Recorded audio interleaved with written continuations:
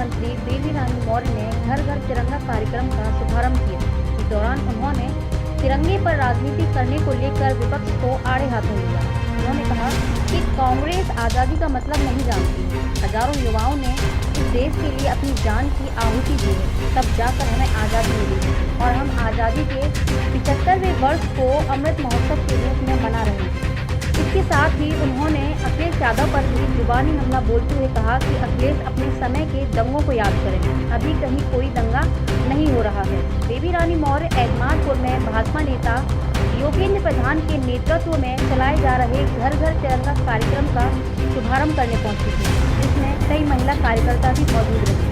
भाजपा नेता योगेंद्र प्रधान ने कहा कि पूरा देश आज़ादी के पर्व को धूमधाम से मना रहा है, जिसमें भाजपा कार्यकर्ता बढ़ चढ़कर घर घर तिरंगा कार्यक्रम को सफल बनाने के लिए जुड़ रहे हैं। इस दौरान वरिष्ठ भाजपा नेता रामनाथ गुप्ता, भाजपा नेता अभयनाथ सिंह, मंडल अध्यक्ष विश्वजीत सिंह, स्वदेश बघेल सभासद, शारदा बघेल सभासद, माधव भैया सभासद, मनमोहन त्यागी, सोनू ठाकुर आदि भाजपा कार्यकर्ता मौजूद रहे।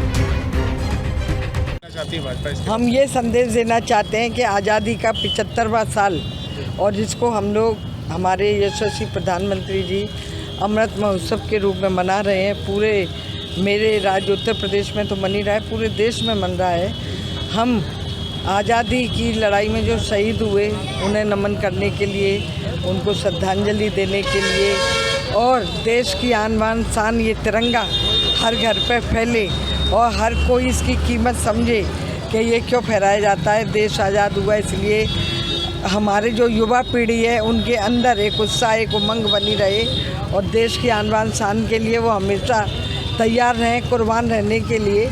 इसलिए ये भारतीय जनता पार्टी ने राजनीति करने से नहीं चूक रही है। उन्होंने कहा है कि आरएसएस के जो मुख्यालय है उस पर एक ही तरह भगवा ध्वज है। वो क्या जाने कि देशभक्ति और देश प्रेम क्या होता है। कितने ज्ञात अज्ञात हमारे युवाओं ने, हमारे लोगों ने जो वो अपनी आहुति दी प्राणों की, हंसते हंसते फांसी पे झूल गए, उनको याद करने का दिन है। और वो जो कहें उनके कहने से कुछ नहीं होता। हम लोग भारतीय जनता पार्टी कुछ तो देश हित में काम कर रहे होंगे जिससे हम वापस भी आए हैं। अखिलेश यादव कहते तिरंगा यात्रा नहीं दंगा यात्रा है। उन्होंने कई दिन कहाँ दंगा हो रहा है? वो अपने दंगे याद करें अपने शासनकाल के। अभी कहाँ दंगा हो रहा है? एक दंगा तो बताएं वो। उन्हें तो कुछ बोलना है, उनके पास तो अब कुछ है नहीं बोलने को, तो कुछ तो बोलना ही है उन्हें।